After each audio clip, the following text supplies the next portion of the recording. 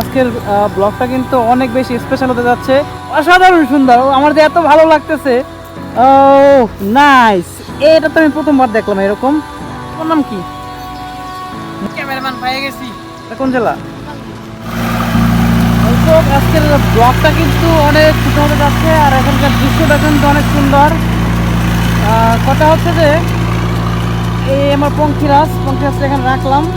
পঙ্খিরাজকে এখানে রেখে এখন মোবাইলটাকে লাগায়া গ্রামের দৃশ্য আমি দেখাবো, কত সুন্দর গ্রামের দৃশ্য শুরু হয়ে গেল।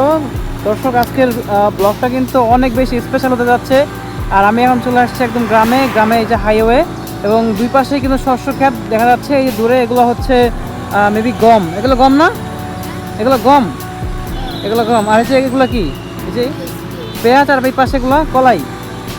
তো এখানে কিন্তু সত্যি মানে গ্রামে মানে অসাধারণ সুন্দর একটা দৃশ্য দেখা যাচ্ছে, যে সত্যি মানে এরা কি বলবো, মানে এত সুন্দর দৃশ্য সাধারণত কিন্তু ঢাকা শহরের আশপাশেও নাই।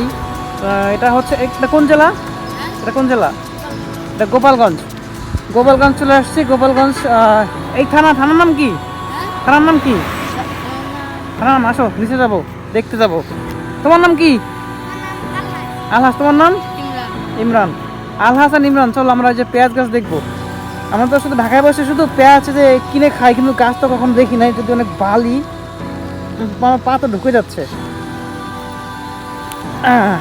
চলো আজকে একটু দেখি। কই আলহাস আর মিনহাস? হ্যাঁ, মিনহাস তোমার ভাই? ও তা তোমার ভাইয়ের নাম তো আমি জানি না লাইছি, আলহাস আর মিনহাস না? আচ্ছা, এগুলো পেঁয়াজ গাছ কিভাবে হয় আমি তো বুঝি না, এটা তো পেঁয়াজ গাছের মতো দেখতে না। ও হ্যাঁ, সত্যিই তো। ও নাইস, এটা তো আমি প্রথমবার দেখলাম এরকম, অনেক সুন্দর তো। এটা পেঁয়াজের ফুল নাকি?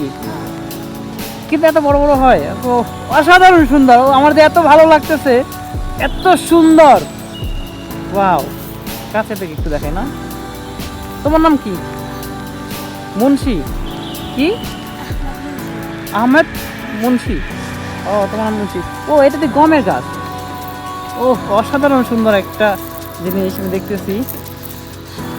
সাধারণত কিন্তু আমরা এই গমের গাছ কোথাও দেখতে পাই না, এখানে এসে কিন্তু আমি গমের গাছ দেখতে পাইছি। আর আমি কিন্তু এখান থেকে এখন গম বের করে আমি মুখেও দেবো, কারণ এরকম একদম ন্যাচারাল এবং লাইভ গম।